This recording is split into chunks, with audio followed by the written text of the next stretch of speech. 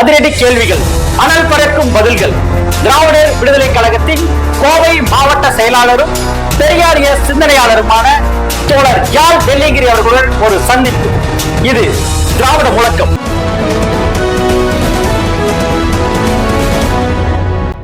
தோழர்கள் அனைவருக்கும் வணக்கம்.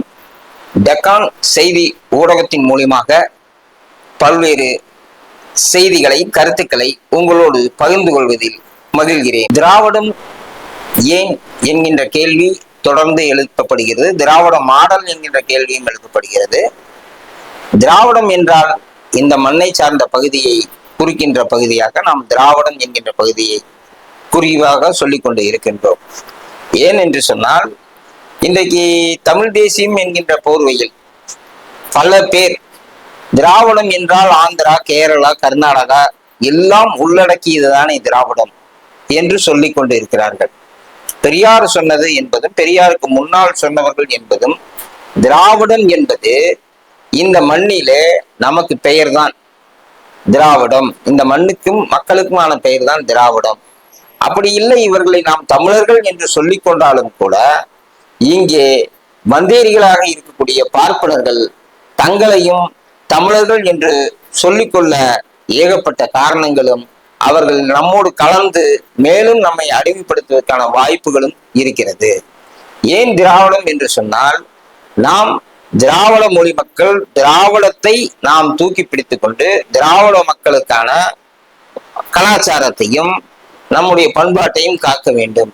ஆனால் ஆரியர்கள் இங்கே வருகைக்கு பின்னால் இங்கே இருக்கக்கூடிய மக்களை எல்லாம் வர்ண பேதங்கள், வர்ணாசிர தர்மம் என்கின்ற ஒரு கோட்பாட்டை இங்கே புகுத்தி கொண்டு அவர்களுடைய கடவுளின் பெயர்களை எல்லாம் நம்முடைய கடவுள்களாக்கி நம்மையே அடிமைப்படுத்தக்கூடிய, அதாவது வர்ணாசிர தர்மம் என்றால் பிரம்மாவின் நெத்தியிலே பிறந்தவன் பிராமணன், தோளிலே பிறந்தவன் சத்திரியன், தொடையிலே பிறந்தவன் வைசியன், காலிலே பிறந்தவன் சூத்திரன் என்கின்ற அடிப்படையில் நம்ம எல்லாம் சூத்திர மக்கள் என்று சொன்னால், பாப்பானவர்களுடைய தாசி புத்திரர்கள், வேசி மக்கள் என்று தொடர்ந்து சொல்லிக் கொண்டிருக்கிறார்கள். இன்றைக்கு வரைக்கும் அதை பயன்படுத்தி கொண்டிருக்கிறார்கள்.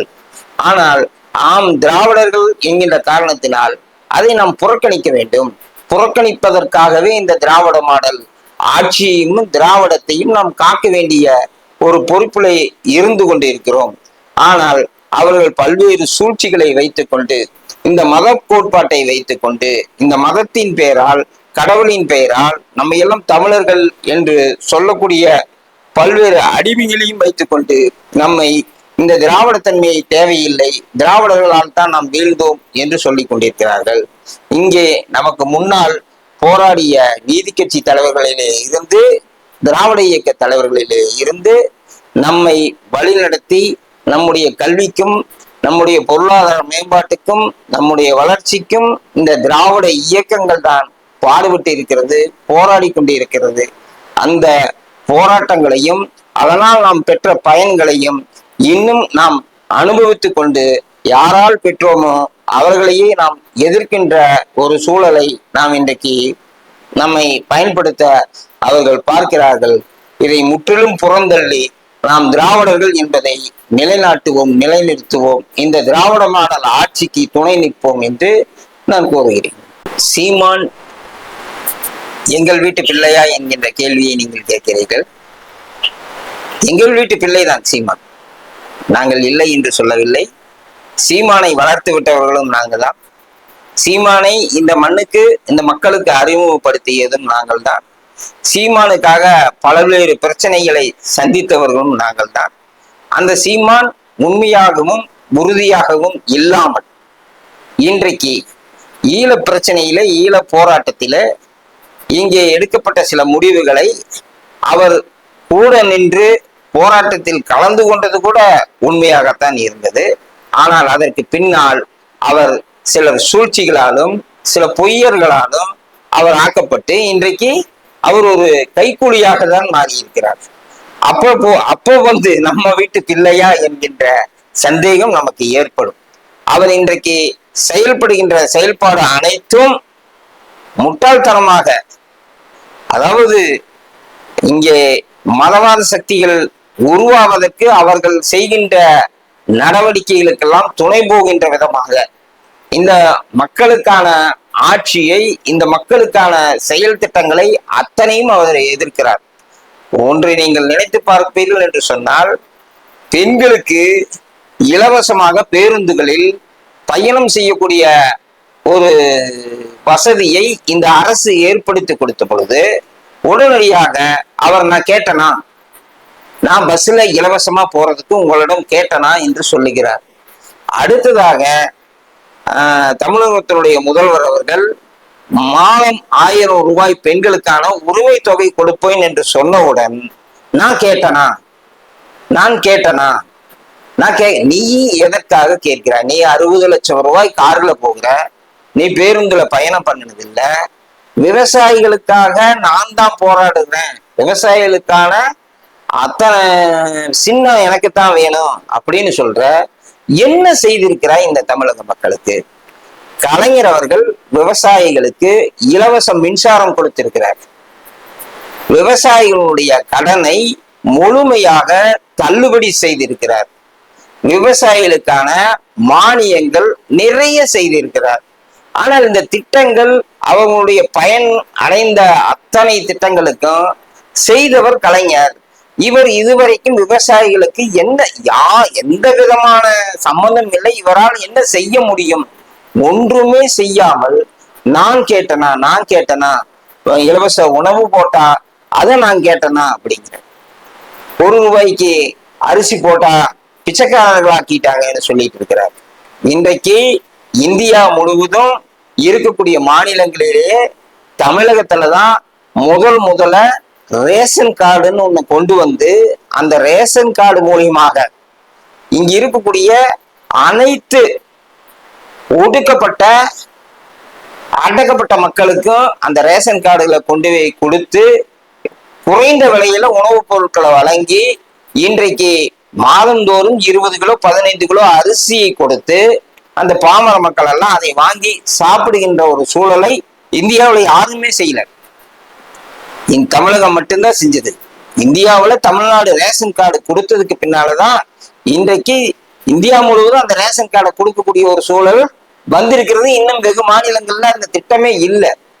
சமீபத்துல கொரோனா காலகட்டத்துல உச்ச நீதிமன்றம் சொல்லுது, தமிழ்நாட்டுல உணவு பஞ்சம் இல்லாம போறதுக்கு இலவச அரிசி கொடுத்து அவர்களை எல்லாம் காப்பாத்திட்டு இருக்கிறாங்களே, இங்க குடோன்ல கெட்டு போவதற்காக வைத்திருக்கக்கூடிய அரிசிகளை இந்தியா முழுவதும் இருக்கக்கூடிய அனைத்து மாநிலங்களுக்கும் கொடுத்து மக்களுக்கு கொடுத்தால் அவர்கள் பசி ஆறுவார்களே, ஏன் இதை செய்ய மறுக்கிறீங்கன்னு இன்னைக்கு தமிழ்நாட்டை முன்னுதாரணமா காட்டிதான் உச்ச நீதிமன்றமே சொல்லுது.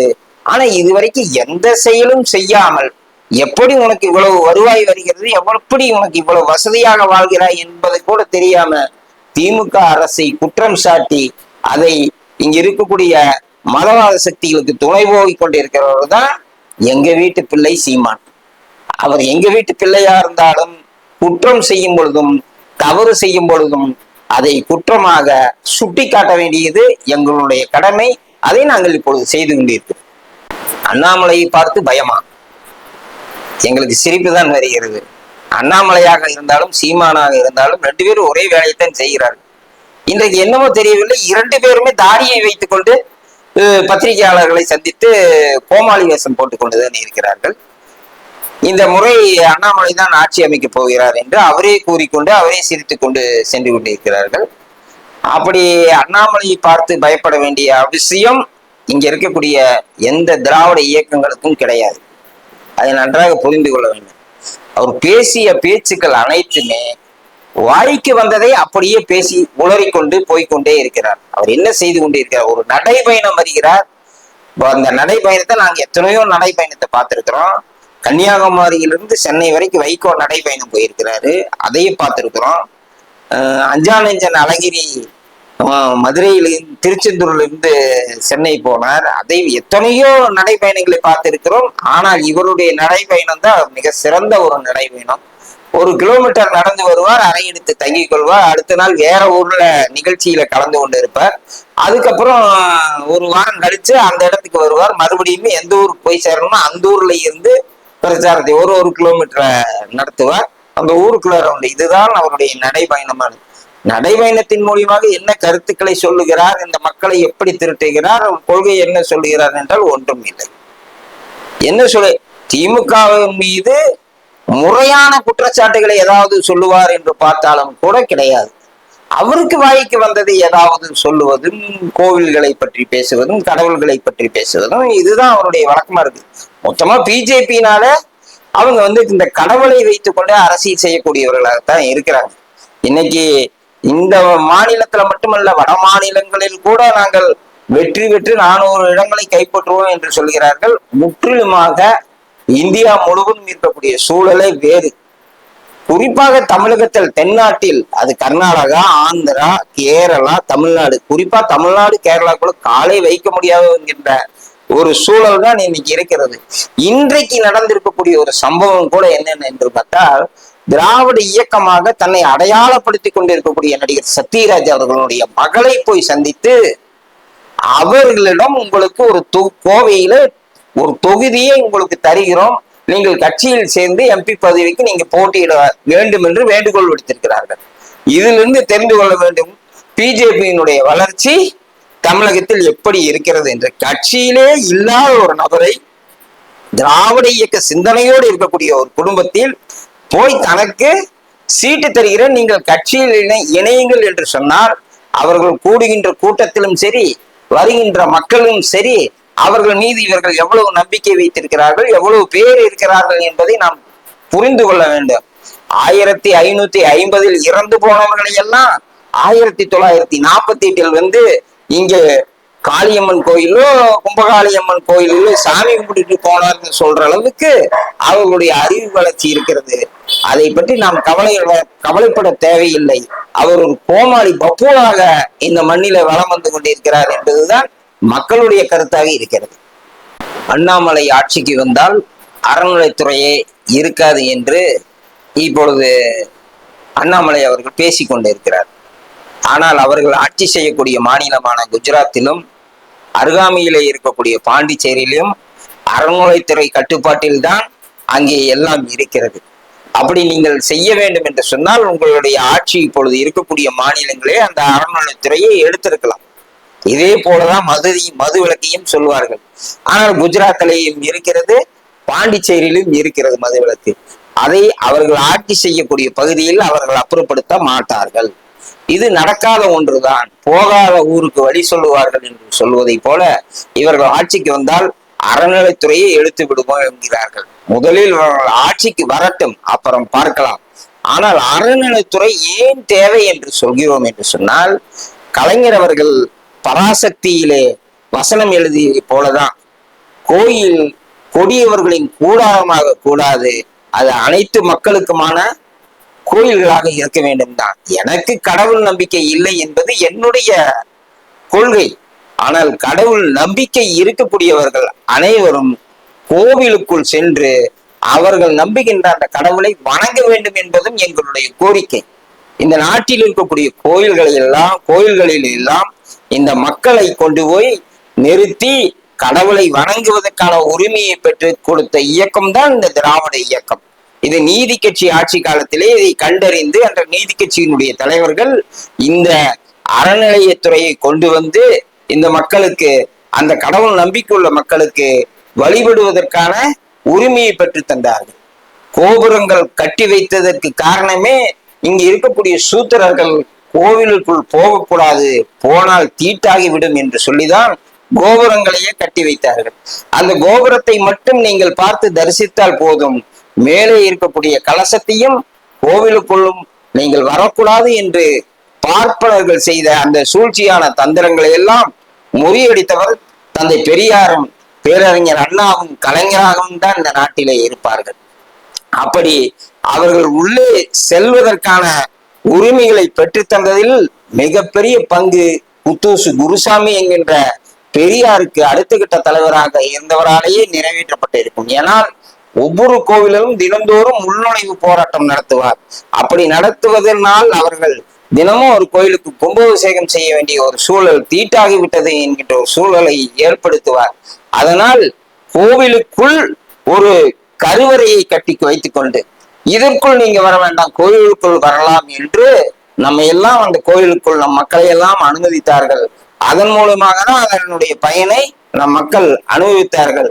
பெரியார் சொல்லும் பொழுது கடவுள் இல்லை என்பது என்னுடைய கொள்கை, ஆனால் என்னுடைய தாய்க்கும் மனைவிக்கும் எங்களுடைய தங்கைமார்களுக்கும் இந்த நாட்டில் இருக்கக்கூடிய பெரும்பான்மை மக்களுக்கும் கடவுள் நம்பிக்கை இருக்கிறது. அவர்களுக்கான வழிபாட்டு உரிமையை பெற்று பெறுவதுதான் இந்த திராவிட இயக்கத்தின் கொள்கை, என்னுடைய கொள்கை என்று இறுதி வரை போராடினார்.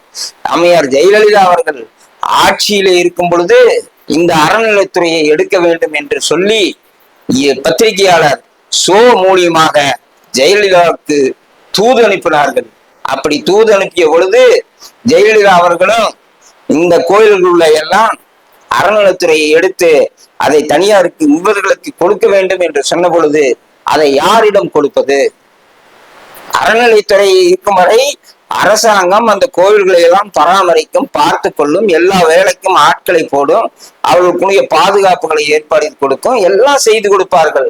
ஆனால் அறநிலைத்துறை இல்லை என்று சொன்னால் அதையெல்லாம் யார் செய்வார்கள் என்கின்ற ஒரு கேள்வியை எழுப்பியதோடு ஜெயலலிதா அவர்கள் அதுக்கு ஒற்றுக்கொண்டார்கள். சரி, அறநிலைத்துறையை எப்படி முஸ்லிம்களுக்கு தனியாக ஒரு இது இருக்கிறதோ அதை போல செய்யலாம் என்று சொன்ன பொழுது அதிகாரிகளிடம் அதை ஆலோசனை செய்த பொழுது ஜெயலலிதா அவர்கள் தெரிந்து கொண்டார்கள். இந்த திராவிட இயக்க ஆட்சி வருவதற்கு முன்னால், இந்த நீதி கட்சி ஆட்சி வருவதற்கு முன்னால் இந்த கோயில்கள்லாம் எப்படி இருந்தது என்று சொன்னால் உள்ளே இந்த மக்களையே அனுமதிக்க மாட்டார்கள், தூரம் நிறுத்துவார்கள், சூத்திரன் என்றுதான் சொல்லுவார்கள். இப்படியெல்லாம் இவர்கள் செய்த காரணத்தினால்தான் அந்த திராவிட இயக்கத்தினுடைய போராட்டம், அவர் சொல்லுகின்ற நியாயம் இந்த மக்களுக்கு புரிந்து இங்கே திராவிட இயக்க ஆட்சி தோன்றியது. நாம் மீண்டும் இந்த கோவில்களை பார்ப்பனர்களிடம் கொடுத்தால் மீண்டும் அந்த நிலைக்கு நம்மை கொண்டு வந்து விடுவார்கள் என்று மக்கள் சிந்தித்தால் நாம் இந்த ஆட்சி கட்டளையில இருந்து தூக்கி எறியப்படுவோம் என்று அவர்களுக்கு அம்மையார் ஜெயலலிதா அவர்களுக்கு அறிவுறுத்திய பொழுது அதற்கு முன்னால் இருந்த கோவில்களை எல்லாம் வீடியோ படங்கள் மூலியமாக அதிகாரிகள் ஜெயலலிதாவுக்கு போட்டு காட்டியதற்கு பின்னால் அவர்கள் அதை இந்த திட்டத்தை மாற்றிக்கொண்டு சோவை சந்திப்பதையே புறக்கணித்து விட்டார். அப்படி புறக்கணித்ததோடு இல்லாமல் அந்த திட்டத்திற்கு மாற்று திட்டமாக ஏதாவது ஒன்று செய்ய வேண்டும் என்று சொல்லி கோவிலிலே ஒரு குறிப்பிட்ட அளவுக்கு தினம் 50 பேர் 100 பேர்த்துக்கு அன்னதானம் போடுவது என்கின்ற ஒரு திட்டத்தை அறிமுகப்படுத்தி இந்த திட்டங்களை அறநிலைத்துறையை தனியாருக்கு கொடுக்கிறேன் என்று சொல்லுகின்ற அந்த திட்டத்தை அடியோடு புறக்கணித்தார் ஒரு பார்ப்பன பெண் என்கின்ற பொழுது திராவிட இயக்கம் எப்படி அதை ஏற்றுக்கொள்ளும்? திராவிட இயக்கம், திராவிட ஆட்சி இருக்கும் வரை அறநிலைத்துறை அரசுடைய கட்டுப்பாட்டில் தான் இருக்க வேண்டும். அதுதான் கோவிலுக்கும் பாதுகாப்பு, கோவிலுக்கு சென்று வருகின்ற மக்களுக்கும் பாதுகாப்பு என்று நான் தெரிவிக்கிறேன். மோடி அலையா தமிழகத்தில் திண்டுக்கல்லில், பல்லடத்தில், திருநெல்வேலியில எங்கே அலை? நீங்க தான் சொல்லிட்டு இருக்கிறீங்க அலைன்னு. அவருடைய மாநிலமாக கருதி கொண்டிருக்கக்கூடிய உத்தரப்பிரதேசத்திலேயே அவருக்கு அலை ஓய்ந்து விட்டது. அவருடைய பொய்களும் பித்தலாட்டங்களும் முடிந்து விட்டது. இப்பொழுது தமிழ்நாட்டில் சுற்றி கொண்டிருக்கக்கூடிய மோடி ஒருவேளை தூத்துக்குடியிலே பெருவெள்ளம் வந்த பொழுது வந்திருந்தாலும் கூட, இல்லை சென்னையிலே பெரும் வெள்ளம் வந்த போது மக்களை வந்து சந்தித்தாலும் கூட ஒரு அலை வந்திருக்க வாய்ப்புகள் வந்திருக்கும். ஆனால் ஒரு பைசா கூட தரமாட்டேன், அந்த பெரும் வெள்ளத்தை பேரிடராக கூட அறிவிக்க மாட்டேன் என்று சொல்லி அதை புறக்கணித்து இன்றைக்கு வரை அதற்கு சமாளித்து பதில் சொல்லி கொண்டிருக்கிறார்களே தவிர, இல்லை பதில் சொல்லாமலேயே போய்கொண்டிருக்கிறார்களே தவிர அவர்களுக்கு எந்த அலையும் தமிழ்நாட்டில் கிடையாது. அலையை உருவாக்குவது போல ஒரு நடவடிக்கையை இங்கு ஒரு காட்சியை காட்டிக் கொண்டிருக்கிறார்களே தவிர வேற ஒன்றும் கிடையாது. நிச்சயமாக போன முறை வாங்கிய வாக்குகள் கூட இந்த முறை அவர்கள் வாங்குவதற்கான வாய்ப்பு இல்லை. அது தமிழகத்தில் மட்டுமல்ல, இந்தியா முழுவதும் அதுதான் இன்றைக்கு நிலை. முதல்ல எப்படி காங்கிரசுக்கு வடக்கே செல்வாக்கு வரும் பொழுது தெற்கே தோற்று விடுவார்கள், தெற்கே செல்வாக்கு வந்து வடக்கிலே தோற்று விடுவார்கள். அதை போல இன்றைக்கு வடக்கிலும் தெற்கிலும் மோடி அலை என்பது வீண் பேச்சு. நிச்சயமாக வருகின்ற தேர்தலிலே அவர்கள் வீட்டுக்கு அனுப்பி வைக்கப்படுவது உறுதி. அதை தெரிந்து கொண்டுதான் தமிழகத்தில் இந்த தென் மாநிலத்தில் சுற்றி கொண்டிருக்கிறார் மோடி. எந்த அலையும் இங்கே அவருக்கு கிடையாது என்பதை நீங்கள் உறுதி செய்து கொள்ளுங்கள். மோடிக்கு அலை இல்லை என்று சொன்னால் தமிழகத்தினுடைய முதல்வருக்கு அலை இல்லையோ என்கின்ற கேள்வியை நீங்கள் இங்கே கேட்கிறீர்கள். ஸ்டாலினுடைய அலை நாடு முழுவதும் பரவலாக வீசிக்கொண்டிருக்கிறது. அதை பற்றி நீங்கள் தெரிந்து கொள்ளவில்லை என்றுதான் நான் கவலைப்படுகிறேன். ஏன் என்று சொன்னால், பேருந்திலே பெண்களுக்கு இலவச பேருந்து பயணம், மாதந்தோறும் உரிமை தொகை 1000, பெண்கள் பட்டதாரிகளாக அரசு பள்ளியிலே படிக்கின்ற பெண்கள் பட்டதாரியாகி அவர்கள் கல்லூரிக்கு செல்வார்கள் என்று சொன்னால் மாதந்தோறும் 1000 என்று அறிவித்ததோடு, இன்றைக்கு மாணவர்களுக்கும் 6வதில் இருந்து 12வது முடித்து அவர்கள் உயர்கல்வியில் சேர்வார்கள் என்று சொன்னால் 1000 ரூபாய் மாதம் தருவோம் என்று மாணவிகளுக்கு மட்டுமல்ல மாணவர்களுக்கும் அறிவித்திருக்கிறார் இன்றைக்கு முதல்வர் ஸ்டாலின். இன்றைக்கு காலை உணவு திட்டத்தை அறிவித்ததின் பேரில் இங்க இருக்கக்கூடிய ஒதுக்கப்பட்ட சமூகமாக இருக்கக்கூடிய தாழ்த்தப்பட்ட மக்கள் அனைவருக்கும் மிகப்பெரிய ஒரு மகிழ்ச்சியை கொடுத்திருக்கிறார். காலை எழுந்தவுடன் அவர்கள் குளித்துவிட்டு பள்ளிக்கு போய் அவர்கள் உணவை அங்கேயே உண்டு கொள்ளலாம் என்கின்ற ஒரு அருமையான திட்டத்தை கொண்டு வந்திருக்கிறார் என்று பெண்கள் மத்தியிலே, என்றைக்கும் ஆண்கள் பேசிக்கொள்வார்கள், இன்றைக்கு பெண்கள் மத்தியிலே இதை மிகவும் பிரமாதமாக பேசிக்கொண்டு முதலமைச்சர் ஸ்டாலின் அவர்களுக்கு வாழ்த்துக்களையும் பாராட்டுக்களையும் அவர்களுக்குள் பேசிக்கொண்டிருக்கிறார்கள். அப்படி ஸ்டாலினுடைய அலை என்பது மிகப்பெரிய ஒரு அலையாக இருக்கிறது. அது வெளியே உங்களுக்கு தெரியவில்லையே போன்ற தோணும். தேர்தல் நெருங்க நெருங்க அந்த அலை எப்படி புயலாக மாறி வருகிறது என்பதை நீங்கள் போக போக தெரிந்து கொள்வீர்கள். திமுகவை மோடி அழித்து விடுவார் என்று இன்னைக்கு ஒரு அரசு விழாவாக தூத்துக்குடியில் நடந்த ஒரு கூட்டத்தில் பேசியிருக்கிறார். பொறுப்பற்ற பேச்சு. ஒரு நாகரிகம் தெரியாதவர், ஒரு சிறுவில்லைத்தனமான செயல் என்றே கருதுகிறேன். அங்கே தமிழ்நாட்டினுடைய அமைச்சர் ஒருவர், திராவிட முன்னேற்ற கழகத்தினுடைய அமைப்பை சேர்ந்த, தமிழகத்திலே அமைச்சராக பணியாற்றி கொண்டிருக்கக்கூடியவர் மேடையிலே இருக்கிறார். நாடாளுமன்ற குழு தலைவர்களில் ஒருவரான கனிமொழி அவர்கள் திமுகவை சேர்ந்தவர் மேடையிலே இருக்கிறார்.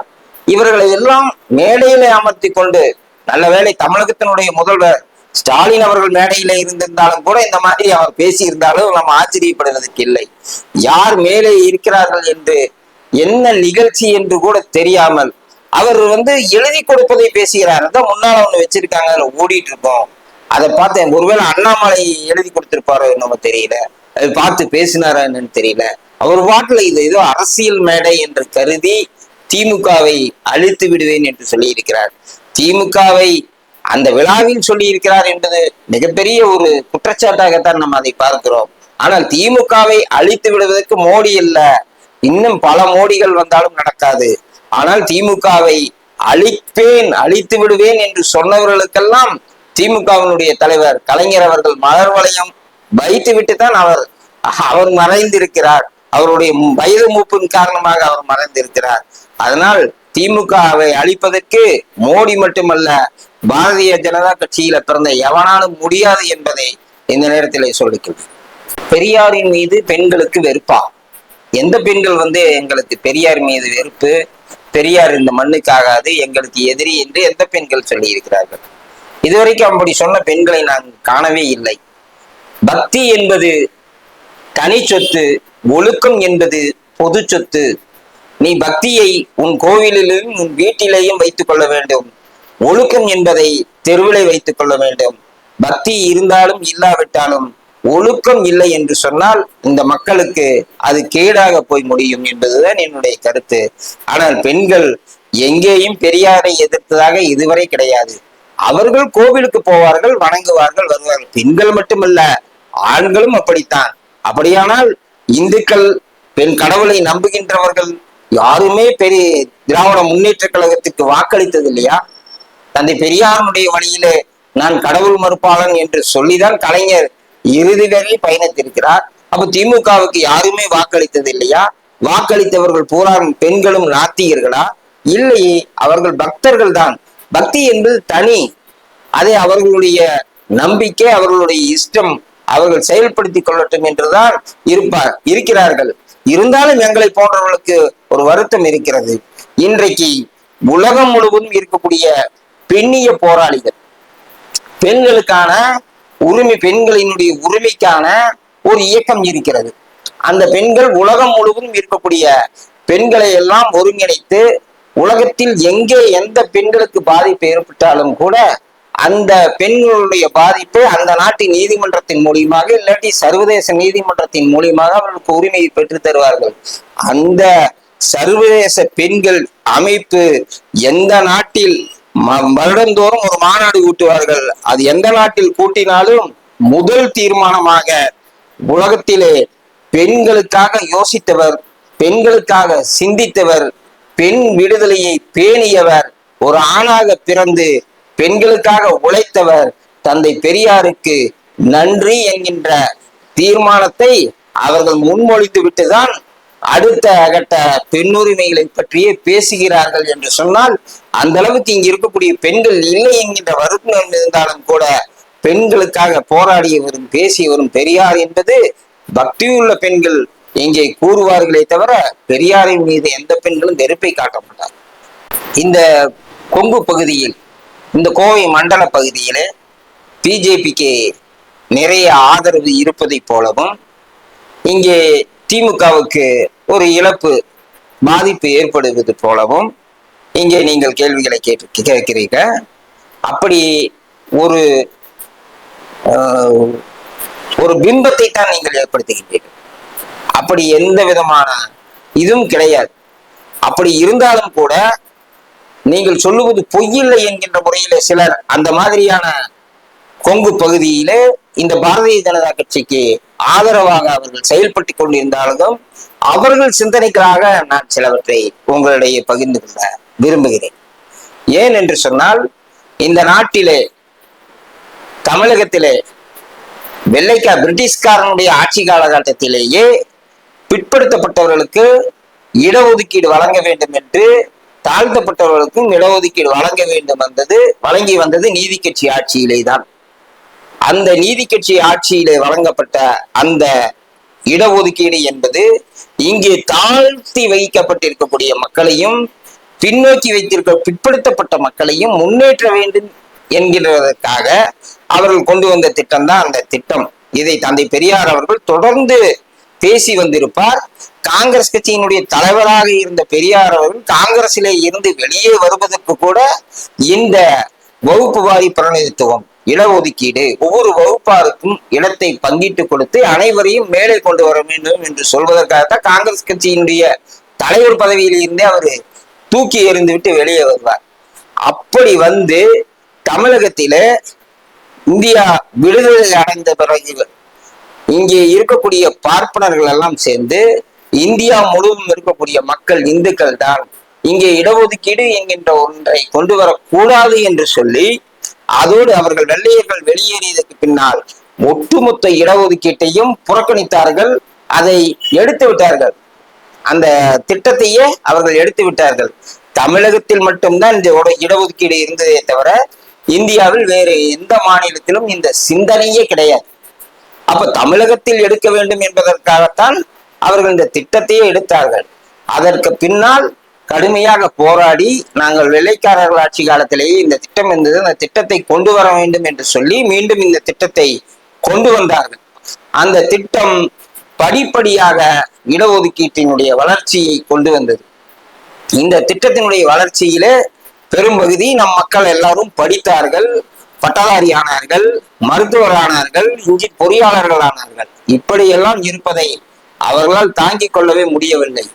ஆனால் வாராத வந்த மாமணி போல விபி சிங் அவர்கள் பிரதமராக பொழுது அந்த விபி சிங் அவர்கள் தமிழகத்திலே வைத்த கோரிக்கை, மாநிலத்திலே வழங்கி கொண்டிருக்கக்கூடிய இடஒதுக்கீட்டை போல மத்தியிலே இருக்கக்கூடிய அரசு பணிகளிலும் இடஒதுக்கீடு தேவை என்று கலைஞர் அவர்கள், திராவிட முன்னேற்ற கழகம் போராடி கொண்டிருந்ததை அவர் உணர்ந்தார்.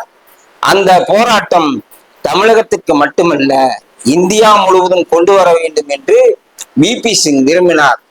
இந்திய பாராளுமன்றத்திலே முதலில் தந்தை பெரியாருடைய பெயரை உச்சரித்து, புரட்சியாளர் அம்பேத்கருடைய பெயரை உச்சரித்து, இவர்களுடைய கனவு நினைவாகிறது என்று சொல்லி அங்கே மத்திய அரசு பணிகளில் 50% இடஒதுக்கீடு கொடுக்க வேண்டும் என்கின்ற அடிப்படை இருந்தாலும் கூட தற்சமயம் 27% இடஒதுக்கீட்டை இப்பொழுது அளிப்பதற்கு நான் முடிவு செய்கிறேன், உறுதி செய்கிறேன் என்று விபி சிங் அறிவித்தார்.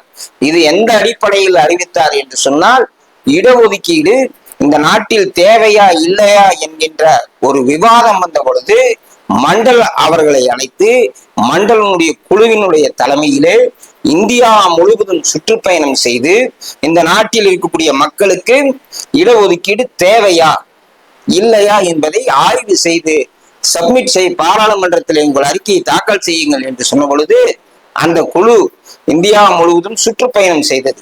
அப்படி சுற்றுப்பயணம் செய்த அந்த குழுவுக்கு பெரும் அதிர்ச்சியாக இருந்தது என்றுதான் அந்த குழு சொல்லி இருக்கும். ஏன் என்று சொன்னால், இந்தியா முழுவதும் சுற்றுப்பயணம் செய்த பொழுது இந்த மண்ணினுடைய மக்களாக, இந்த மண்ணுக்கு சொந்தக்காரர்களாக இருக்கக்கூடிய மக்கள் கல்வி கற்கவில்லை, அரசினுடைய வேலை வாய்ப்பிலே பங்கேற்கவில்லை. இதை முழுவதுமாக வந்தேரிகளாக இருக்கக்கூடிய பார்ப்பனர்களே ஆக்கிரமித்து அனுபவித்து வந்து கொண்டிருக்கிறார்கள். என்றைக்காவது அந்த மண்ணின் மைந்தர்களுக்கு இந்த உண்மை தெரியும் என்று சொன்னால், அந்த மக்கள் அன்றைக்கு அதே கடுமையான உடல் உழைப்பு தொழிலாளிகளாக பலத்தோடு இருக்கிறார்கள். ஒரே நாளில் இந்த பார்ப்பன சமுதாயத்தை அழித்து ஒழித்து விடுவார்கள். அவர்கள் கோபம் அவ்வளவு, இதெல்லாம் நமக்குரியது, இவர்கள் நம்மிடம் இருந்து இதை கைப்பற்றி விட்டார்கள் என்கின்ற ஒரு கோபம் காட்டுவாசித்தனமாக வரும். அதை போக்க வேண்டும் என்று சொன்னால், இடஒதுக்கீட்டின் மூலியமாக நாம் செய்யக்கூடிய பணிகளிலும் கல்வியிலும் அவர்களை கொண்டு வந்து சேர்த்தால்தான் அவர்கள் நாளைக்கு நம்மை தாக்காமல் இருப்பார்கள், நமக்கு பாதுகாப்பாக இருக்கும், பார்ப்பனர்களுக்கும் இது பாதுகாப்பாக இருக்கும். இதை நிறைவேற்ற வேண்டும் என்று அந்த குழு அந்த அறிக்கையை தாக்கல் செய்யும். அந்த அடிப்படையிலே விபி சிங் நாடாளுமன்றத்திலே சொல்லி இந்த 27% இடஒதுக்கீட்டை அமுல்படுத்திய காரணத்தினால் ராமருக்கு கோயில் கட்ட வேண்டும் என்று சொல்லி அத்வானி அவர்கள் வீட்டுக்கு ஒரு செங்கல்லை தாருங்கள் என்று சொன்னார். அதிலே இந்த கொங்கு மண்டலத்தில் இருக்கக்கூடிய பகுதிகள் தங்களை பிற்படுத்தப்பட்டவர்கள் கூட என்பதை கூட தெரியாமல், இடஒதுக்கீடு நமக்காக போராடுகிறார்கள் என்று கூட தெரியாமல், இது நமக்கான திட்டம் என்று கூட தெரியாமல் அங்கே ராமருக்கு கோயில் கட்டுவதற்கு செங்கல் தருவதற்கு தயாரானவர்களே தவிர, இவர்களுடைய உரிமைக்காக போராடிய விபி சிங்கினுடைய ஆட்சி போகிறது, இவர் நமக்கானவர் என்று புரிந்து கொள்ளவில்லை என்பதைத்தான் இந்த கொங்கு பகுதியிலே இருக்கக்கூடிய தங்களை பெரிய சாதி என்று நினைத்துக் கொண்டிருக்கக்கூடியவர்களுக்கு நான் சொல்லிக்கொள்ள கடமைப்பட்டுள்ளேன்.